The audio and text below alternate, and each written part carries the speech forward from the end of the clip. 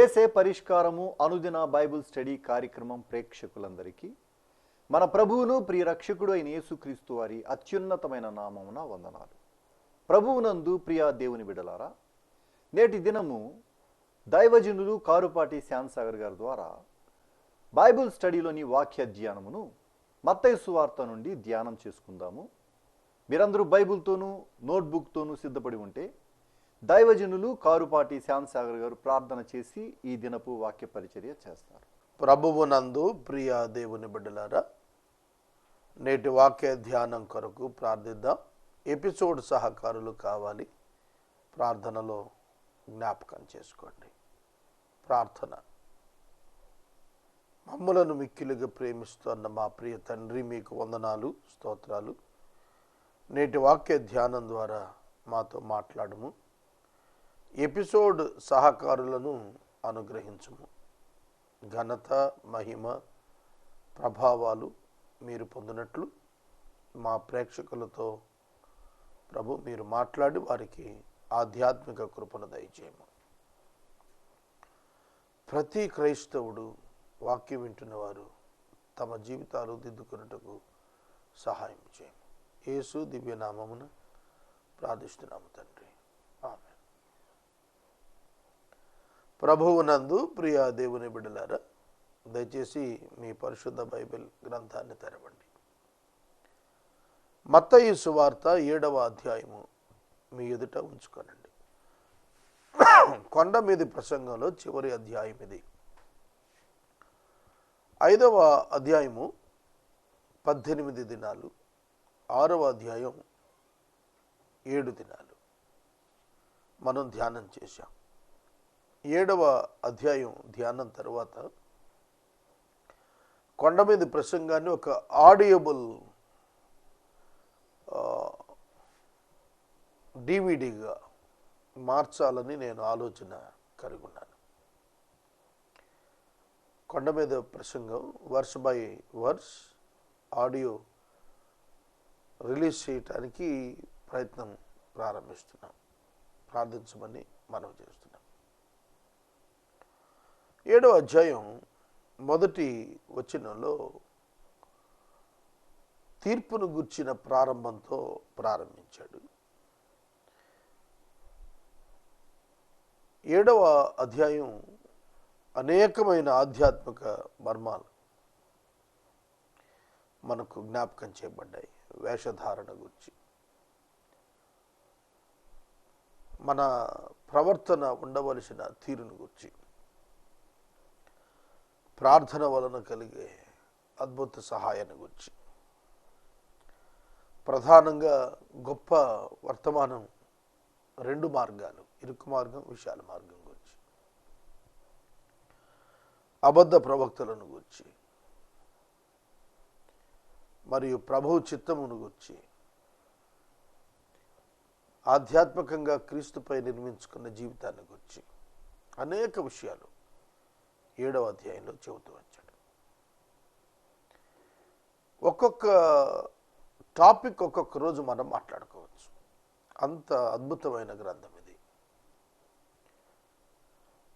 మొదటి వచనం నుండి ధ్యానం చేద్దాం.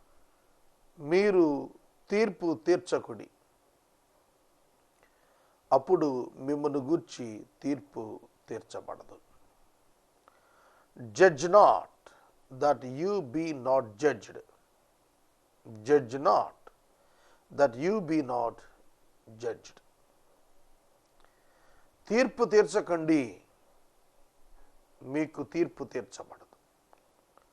ఈ మాట కనెక్షన్ రోమాపత్రిక 2వ అధ్యాయం.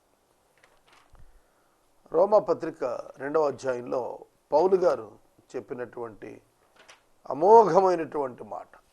ఎందుకు ఈ మాట యేసు చెప్పాడు? పౌలు గారు తన యొక్క మాటలలో వర్ణించారు. కాబట్టి తీర్పు తీర్చు మనుషుడా, నీవెవడవైనను సరే నిరుత్తరుడవై ఉన్నావు. Therefore you have no excuse o man. నిరుత్తరుడవై ఉన్నావు అంటే నో ఎక్స్క్యూజ్ ఫర్ యూ. నువ్వు no question of appeal for your petition. నీ విషయం వ్యాజ్యం ఆడుటకు నీ వ్యాజ్యం అంగీకరించబడదు. ఎందుకంటే నువ్వు తీర్పు తీర్చొచ్చున్న మనుషుడవు కనుక. తీర్పు తీర్చువాడు తాను అవే పనులు చేస్తున్నందున తాను కూడా తన సొంత మాటల చేత తీర్పు తీర్చుకొనుచున్నాడు, తీర్పులోనికి వస్తున్నాడు. అదే ఇక్కడ చెప్పాడు. దేని విషయములో ఎదుటివానికి తీర్పు తీర్చుదువో దాని విషయములో నీవే నేరస్తుడవని తీర్పు తీర్చుకొనుచున్నావు. చాలా అద్భుతం కదా. తీర్పు తీర్చవద్దు, నీకు తీర్పు తీర్చబడదు. తీర్పు తీరిస్తే నీకు తీర్పు తీర్చబడుతుంది. చాలా పర్యాయాలు మనం అన్నెసెసరీలీ అనవసరంగా జడ్జిమెంట్స్ పాస్ ఆన్ చేస్తుంటాం. ఊరికి ఇతరులను గూర్చి మాట్లాడేస్తూ ఉంటాం, వారిని గూర్చి ప్రకటించేస్తూ ఉంటాం. వీడు పనికిరాడు అంటే అదొక జడ్జిమెంట్. ఇతరులను గూర్చిన తీర్పు తీర్చే హక్కు మనకెక్కడిది? తీర్పు తీర్చు పని ఎవరిదో అని చెప్తాను. రోమాలోనే పౌలు గారు చెప్పిన మాట 12వ అధ్యాయంలో చెప్పాడు. కనుక తీర్పు తీర్చు నీవును అట్టి కార్యాలు చేస్తున్నావు కాబట్టి నీకు నీవే తీర్పు తీర్చుకుంటున్నావు. పగ తీర్చుకున్నట ప్రభు పని, అది ఆయన చేస్తాడు. తీర్పు తీర్చుట ఆయన పని. హెబ్రీ పత్రికలో పౌలు గారు రాశాడు, తనను తాను న్యాయముగా తీర్పు తీర్చు దేవునికి అప్పగించుకున్నాడు యేసు ప్రభు. God is the judge. ఆయన న్యాయమూర్తి కనుక ఆయన మాత్రమే సమముగా తీర్పు తీర్చగలడు. ఏ మానవుడు మరొక మానవునికి తీర్పు తీర్చలేడు. మన జ్యుడిషియరీ సిస్టమ్కి సంబంధం లేనిది ఇది. జడ్జి గారులు తీర్పు తీరుస్తారు చూశారు, దట్ ఈస్ డిఫరెంట్. అది వేరు. ఇక్కడ చెబుతోంది యాటిట్యూడ్, ఇక్కడ చెబుతున్నది కాన్షియస్నెస్, ఇక్కడ చెబుతోంది నీది కాని పని నువ్వు చెయ్యొద్దు, దేవుని పని అది తీర్పు తీర్చడం. రెండు, నువ్వు క్షమించటానికే నియమించబడ్డావు తప్ప జడ్జిమెంట్ ఇవ్వటానికి కాదు. రెండే విషయాలు. ఒకటి నిన్ను క్షమించమని అడగటం, రెండు నీవు ఇతరులను క్షమించటం. ఈ రెండే నీ పక్షంగా అనుగ్రహించబడ్డాయి. ఇద్దరిని క్షమించటం దేవుని పక్షంగానే ఉంది. కనుక ప్రతి పాపము నీకు వ్యతిరేకంగా ఎవరైనా చేసినప్పుడు అది నీకు దేవునికి కూడా వ్యతిరేకంగా చేయబడుతుంది. కాబట్టి దాని విషయంలో నువ్వు ఆలోచించక్కర్లేదు, నీ వరకు క్షమించడం వరకు. ఒక ప్రశ్న ఉదయిస్తుందండి, ఎవరినైనా క్షమించమన్నాడు కదా, మరి అటువంటిప్పుడు మనం how can we question them, how can we disagree with them? నా మాట వింటున్నారా? చాలా పెద్ద సమస్య అండి ఇది. How can I disagree with him? ఒకడు తప్పు చేస్తున్నాడు, వాడిని క్షమించాలి. దేన్ని వ్యతిరేకించాలి? ఆ పాపాన్ని వ్యతిరేకించాలి, ఆ వ్యక్తిని వ్యతిరేకించకూడదు. ఆ వ్యక్తికి ఆ పాపము వలన కలిగేటువంటి ఫలం రాకుండా అతను క్షమించాలి. లేదు, మనం అతనికి ఆ పాపపు ఫలం ఇవ్వకుండా అతను క్షమించాలి. అది అక్కడ అర్థం. మన పిల్లలు తప్పులు చేస్తారు. తప్పులు చేసినప్పుడు మనం మాట్లాడటం మానేస్తామా? కొద్ది నిమిషాలు లేదా ఒక పూట. భోజనం పెట్టడం మానేస్తామా? స్కూల్ ఫీజులు కడతాం మానేస్తామా? బట్టలు కుట్టించడం మానేస్తామా? ఏం చేస్తున్నాం మనం? మన పిల్లలు తప్పు చేసినప్పుడు, మన ప్రియులు తప్పు చేసినప్పుడు వాళ్ళని క్షమిస్తున్నాం, వారు చేసిన తప్పును ఖండిస్తున్నాం. That is good. అంతవరకే మన డ్యూటీ. కానీ ఇతరులు చేసినప్పుడు మనం దాన్ని జడ్జిమెంట్ వరకు తీసుకెళ్తున్నాం. అర్థమవుతుందా నేను చెబుతున్నమాట? అందుకనే దైవిక మనస్సు వచ్చేస్తే ఇది సులువైపోతుంది. అందుకే మత్తయి సువార్త 5, 6, 7 అధ్యాయాల్లో మారు మనస్సు అనే ఒక్క పదానికి ఉన్నటువంటి రూపం ఇక్కడ రాసుకుంటూ వచ్చాడు. ఇలా ఉంటుంది మారు మనస్సు అంటే. మారు మనసు పొందినవాడు ఒక వ్యక్తి వ్యాజ్యమాడి పై వస్త్రం అడిగితే అంగీ కూడా ఇస్తాడు. అర్థమవుతుందా? 1 మైలు రమ్మంటే 2 మైళ్ళు వెళతాడు. That is the attitude of the believer. అది విశ్వాసి యొక్క ఉద్దేశం, అభిప్రాయం అట్లా ఉంటుంది. He can't hate people, but he can hate the sin. పాపాన్ని అసహించుకుంటాం తప్ప పాపిని కాదు. ఒక పాపిని వ్యక్తిని కనుక ద్వేషిస్తే it is against to the God. కనుక మన మనసులో కొందరంటే విరుద్ధ భావాలు ఉంటాయి, విరోధ భావాలు ఉంటాయి. ఆ విరోధ భావాలు ఉన్నప్పుడు ఆ వ్యక్తిపై విరోధం ఉంటే నువ్వు క్షమాపణకి వెళ్ళాల్సిందే. ఆ వ్యక్తి చేసిన పనిపై మనం విరోధంగా ఉండొచ్చు, ఎందుకంటే అది పాపం కనుక దాన్ని అలౌ చేయకూడదు. కానీ ఆ వ్యక్తిని మనం తీర్పు తీర్చి కండెమ్ చేసేయకూడదు. తీర్పు తీర్చడం అంటే జడ్జిమెంట్ ఇవ్వటం నథింగ్ బట్ కండెమింగ్ హిమ్, వాళ్ళని నాశనం చేయటమే. అది చేయకూడదు. We have no right as an individual, but government has the right. ప్రభుత్వాలకు రైట్ ఉంది. చూడండి, మనిషిని చంపటం అనుమతించబడలేదు. కానీ శత్రు రాజ్యాలు యుద్ధానికి వచ్చినప్పుడు యుద్ధంలో చంపటం అది నరహత్య కింద రాదు.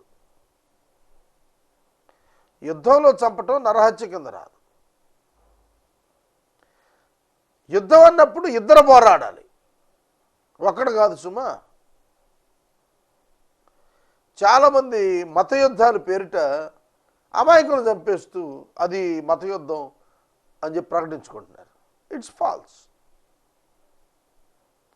యుద్ధం అంటే 2 సైన్యాల పోరులో దేశ సంరక్షణార్థం చంపటం, దట్ ఈస్ డిఫరెంట్. అందుకనే దేవుని వాక్యం చాలా జాగ్రత్తగా లోతుగా మనం అర్థం చేసుకోవాలి. తీర్పు తీరుస్తున్న ప్రతిసారి అదే తప్పు మనం కూడా చేస్తూ మనం తీర్పు తీర్చుకుంటూ న్యాయాధిపతి ఎదుట నిలబడుతున్నాము. అందుకే అన్నాడు, తీర్పు తీర్చకండి, ఇట్స్ నాట్ యువర్ డ్యూటీ. ఇది మీ పని కాదు, అది ఆయన పని. మీకు తీర్పు తీర్చబడకూడదు అని మీరు కోరుతుంటే మీరు కూడా తీర్పు తీర్చకండి. దీన్ని సిల్లీగా అర్థం చేసుకోకూడదండి, సీరియస్గా అర్థం చేసుకోవాలి. వాడు తాగాడు మనం తాగుదాం అన్నట్టు ఉండకూడదు సుమా. కనుక మనం వాళ్ళని ఖండిస్తున్నాం కనుక మనం కూడా అది చేసేస్తే ఈక్వల్ అయిపోతాం అనుకుంటే కలిసి పాపులం అవుతాం. గుడ్డివాడితో గుంటలో పడినట్టు అవుతుంది. అట్లా కాదు. పరిశుద్ధ జీవితం జీవించాలి, కానీ తీర్పు ఎవరికి తీర్చకూడదు. మీరు తీర్పు తీర్చు విధముననే మిమ్మును గురించి తీర్పు తీర్చబడుతుంది. ఇది మనం అర్థం చేసుకోవాల్సింది. నిన్ను వలె నీ పొరుగువానిని ప్రేమించుము అనేది ధర్మశాస్త్రం. ఎందుకంటే అలాగే నీకు కూడా అనుగ్రహించబడుతుంది. నీవు ఇతరులను ఎలా అయితే ప్రేమించావో అలాగే నీకు అనుగ్రహించబడుతుంది. ఇవ్వండి మీకు ఇవ్వబడుతుంది. అర్థమవుతుందా? అలాగే ఏ కొలత కొలిచావో అదే కొలత నీకు కొలవబడుతుంది. ఏది విత్తావో అదే కోస్తావు. ఇలాంటి వాక్యాలు మనకు బైబిల్లో చక్కగా కనిపిస్తున్నాయి. కనుక మీరు తీర్పు తీర్చిన చొప్పుననే మీకు కూడా తీర్పు తీర్చబడుతుంది. God will judge you according to your judgements, how you judges others. మనలను మనం క్షుణ్ణంగా పరీక్షించుకోవాల్సిన సమయం అండి. క్షుణ్ణంగా వాడలా వీడిలా అతను ఇలా, ఆమె ఇలా, వాళ్ళందరూ అట్లా, వీళ్ళందరూ ఇట్లా. వాళ్ళందరి సంగతి సరే, నువ్వెట్లున్నావు? వాళ్ళలా లేవా? తీర్పు తీర్చువో మానవుడా, నీవు నిరంతరుడవై ఉన్నావు. You have no excuse because you are also doing the same thing. నువ్వు కూడా అవే పనులు చేస్తూ నీవు తీర్పు తీర్చుకుంటున్నావు. కనుక నేను ఒక మనిషిని క్షమించలేకపోతే మీరు క్షమించిన రీతిగా క్షమించబడుతుందని చెప్పాడు. మా ఎడల అపరాధములు చేసిన వారిని మేము క్షమించున్నట్లు మా అపరాధములను క్షమించుము. పరలోకపు ప్రార్థనలో యేసు ప్రభువు నేర్పినటువంటిది. మా ఎడల అపరాధము చేసిన వారిని మేము క్షమించినట్లు. మన కమిట్మెంట్ ఇస్తున్నాం దేవునితో. మేమేం చేస్తున్నాం అదే మాకు చేయాలి. దయగలగ వారికి దయ చూపించబడుతుంది. కఠినుల ఎడల కఠినత్వాన్ని చూపిస్తాడు దేవుడు, వికటం చూపిస్తాడు. కనుక తీర్పు తీర్చవద్దు. Do not hate the people and do not judge the people whoever they are. మీరు అడగచ్చు, ఏమండి చాలా నేరపూరితమైన వ్యక్తులండి, చాలా హింసాయుక్తమైన వ్యక్తులండి. అవ్వవచ్చును. యేసుక్రీస్తు మాదిరి. Jesus is the greatest example and model for us. శిలువ మీద ఆయనను క్రూరంగా హింసిస్తున్నారు. క్రూరులే. వారికి ప్రభు తీర్పు తీర్చలేదు.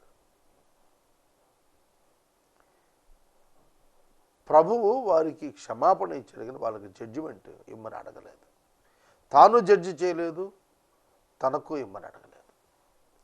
ఇంకో విచిత్రం ఉంది బైబిల్లో. యేసుక్రీస్తు ప్రభు భూమి మీద ఉన్నప్పుడు హీ నెవర్ జడ్జ్డ్ పీపుల్.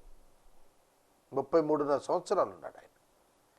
ఆ 33.5 సంవత్సరాల్లో యోధాను కానీ పేతురును కానీ మనం గమనించినట్టయితే హార్ష్గా మాట్లాడినటువంటిది వాళ్ళిద్దరితోనే కదా.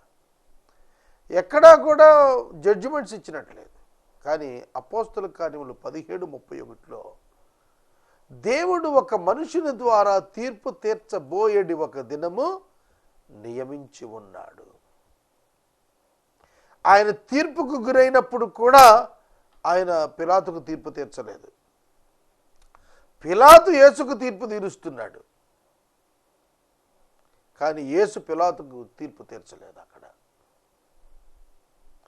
కనుక ఎంత ప్రభువు నరునిగా భూమి మీద రక్షకునిగా వచ్చిన దినాల్లో he never judged any people. తీర్పు తీర్చకండి, మీకు తీర్పు తీర్చబడదు.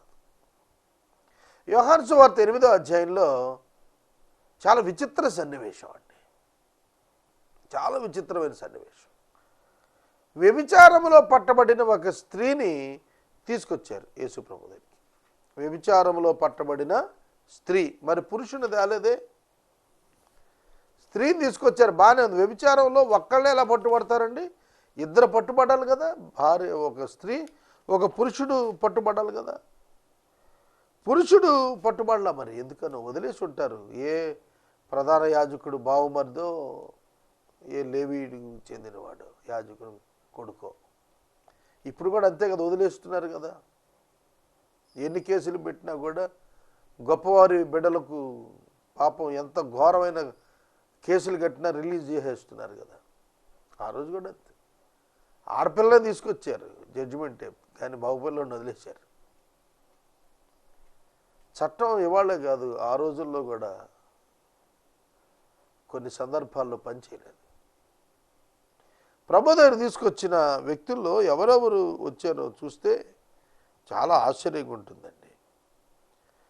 యేసుక్రీస్తు ప్రభు దగ్గరకు వ్యభిచారంలో పట్టబడిన స్త్రీని తీసుకొచ్చారు. శాస్త్రులు, పరిసయ్యులు తీసుకుని వచ్చారు.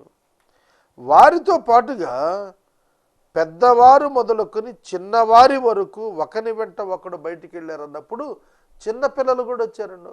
యూదుల్లో ఎంత ఆసక్తి అంటే తీర్పు తీర్చడం, పాపం చేసిన వాడిని ఖండించడం, కఠినంగా శిక్షించడం విషయంలో రాళ్ళు పెట్టి కొట్టేస్తున్నారు అంటే ఇంప్లిమెంటింగ్ ద జడ్జిమెంట్ కదండి.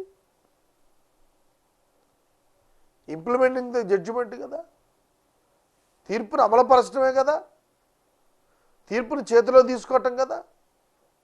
సమాజంలో మీరు ఇట్లాంటి వాడిని రాళ్లతో కొట్టి చంపాలి అన్నప్పుడు ఆ చెప్పబడిన కాన్సెప్ట్ని మిస్అండర్స్టాండ్ చేసుకున్నారు. తీవ్రతను గురించి మాట్లాడాడు ప్రభు.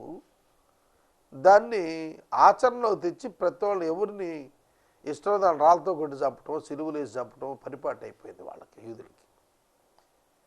అక్కడ ప్రభు నేల మీద వంగి ఏదో వ్రాస్తున్నాడు. ఆయన వారితో చెప్పినటువంటి మాట ఏమిటంటే, రాళ్ళు వేసి కొట్టాలా వద్దా చెప్పమంటే, మీలో పాపం లేనివాడు మొట్టమొదట ఆమె మీద రాయి వేయవచ్చును. What does it mean? ఏమిటి దీని అర్థం?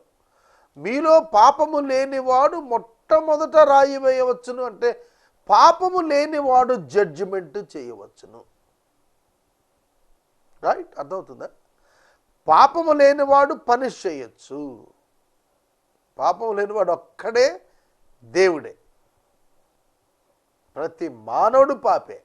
కనుక మీలో పాపము లేనివాడు అన్నప్పుడు పాపి కానివాడు అనలేదు సుమా. పాపి కానివాడు, పాపం చేయనివాడు అనలా. పాపము చేయనివాడు కాదు, పాపము లేనివాడు. Please understand this. పాపము లేనివాడు, sinful nature. Sinful nature. Sinful nature లేనోడు రాయేమన్నాడు. మీలో పాపము లేనివాడు, పాపము చేయనివాడు కాదు సుమా. దాన్ని ఇంగ్లీష్లో కూడా నేను చదువుతాను. 7వ వచనంలో, let him who is without sin among you be the first to throw a stone at her. మీరు రాయి వేయించండి. ప్రతి వాళ్ళు ఒకటి వెనకాల ఒకటి వేసి వెళ్ళిపోయారు. పాపం కలిగిన వాళ్ళే కదా, వ్యభిచారం చేసింది ఆ పాపం వల్లనే కదా, ఆ నేచర్ని వల్లే కదా. ఈ నేచర్ వల్ల కలిగినటువంటి ఈ స్వభావాన్ని బట్టి కలిగిన ఈ పాపాన్ని ఖండించడానికి అదే స్వభావం కలిగి పాపం చేస్తున్నా మీరెట్లొచ్చారు?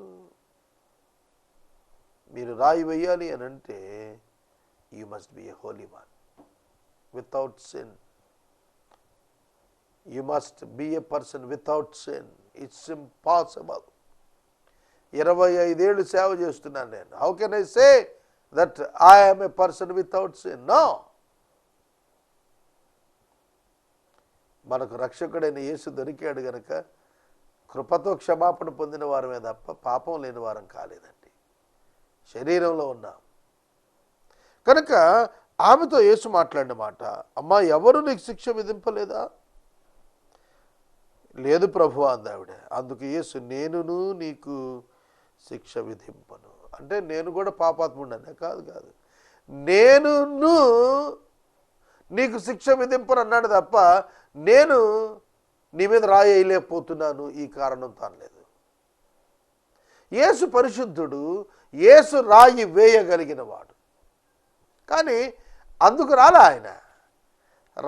రాయి వేయటానికే ఉద్దేశం ఉండుంటే వాళ్ళని రాయి వేయనిచ్చేవాడు. వాళ్ళని రాయి వేయకుండా ఎందుకు ఆపాడు? తాను కూడా రాయి వేయకుండా ఉండటానికి, అంతేగాని తానే రాయి వేసి కొట్టి చంపటానికి కాదు. Understand the attitude. యేసు ఉద్దేశం గుర్తెరగండి. తీర్పు తీర్చడానికి ఆయన రాలేదు. మార్కు 10:45 మనుష్య కుమారుడు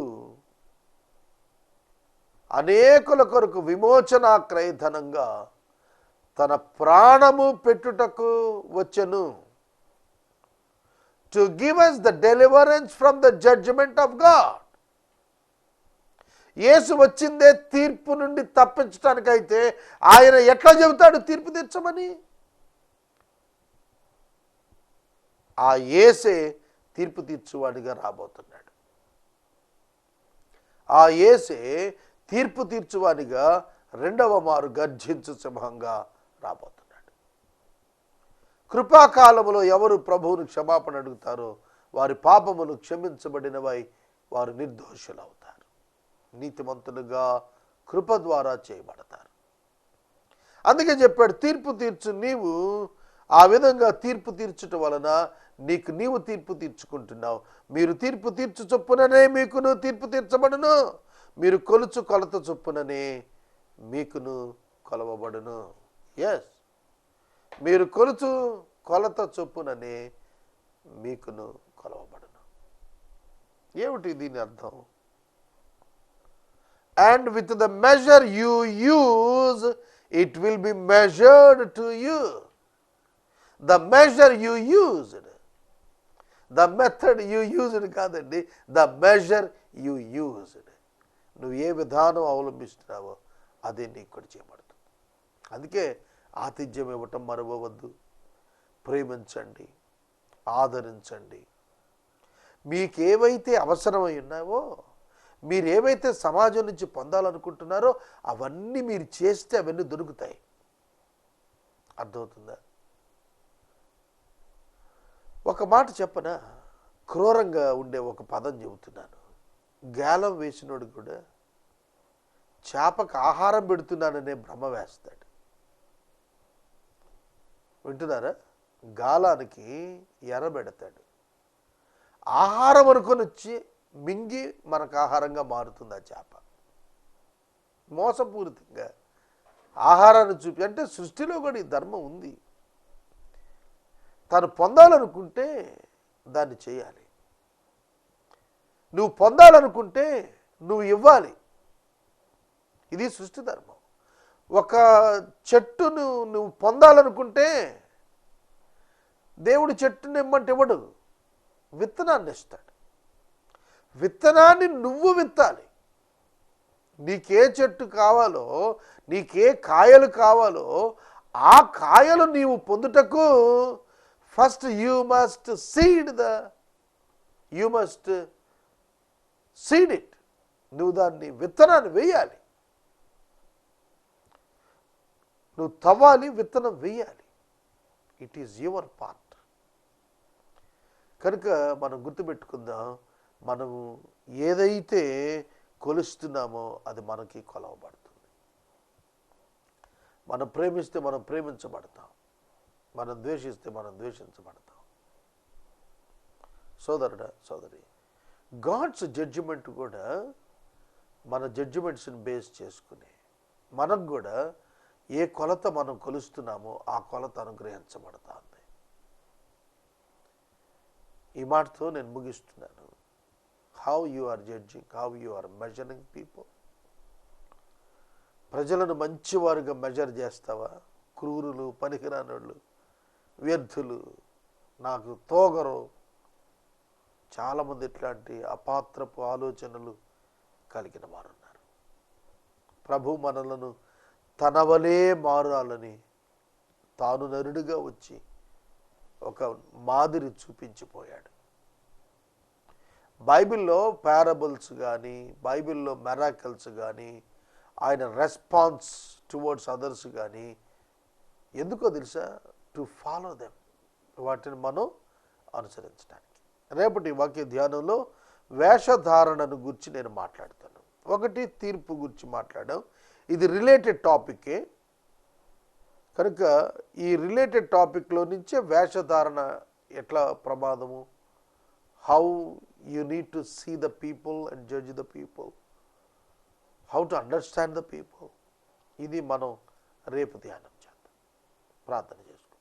మనము ఇంతవరకు దైవజనులు కారుపాటి శ్యామ్ సాగర్ గారి ద్వారా బైబుల్ స్టడీలోని వాక్య ధ్యానమును మత్తయి సువార్త నుండి ధ్యానం చేసుకున్నాము. ఈ కార్యక్రమం ద్వారా మీరు పొందుకొనుచున్న ఆత్మీయ మేలులు ఒక ఉత్తరం ద్వారా మాకు తెలియచేయండి. మీ ప్రార్థనా మనవులు మాకు తెలియచేస్తే ఏసే పరిష్కారం కార్యాలయంలో ఏర్పాటు చేసిన ప్రత్యేక ప్రార్థనా శిబిరంలో మీ కొరకు ప్రార్థిస్తాం. మీ కుటుంబ పక్షముగా ఒక ఎపిసోడ్ ప్రసారం చేయాలనుకునేవారు మాకు తెలియచేస్తే మా సిబ్బంది మీ గృహాలను దర్శిస్తారు. ముగింపు ప్రార్థన ఆశీర్వాదాలతో ఈ కార్యక్రమాన్ని ముగించుకుందాం. ప్రార్థించుకుందాం. మమ్మల్ని మిక్కిలిగా ప్రేమిస్తున్న మా తండ్రి, వందనాలు. వాక్యము విన్న బిడ్డలను దీవించము. ఎపిసోడ్ సహకారులు లేరు ప్రభువా. ఇవాళ 15వ తారీఖు, మరొక 15 దినాలు ఉన్నాయి. పూర్తిగా పంపండి, ప్రతి అవసరం తీర్చండి. మా దిశ మా దశ నిర్దేశించండి. యేసునామమున ప్రార్థిస్తున్నాం తండ్రి, ఆమె. తండ్రి అయిన దేవుని ప్రేమ, కుమారుడనే యేసయ్య కృప, పరిశుద్ధాత్మని యొక్క అన్యోన్య సహవాసం సదాకాలం మనందరికీ తోడైండును.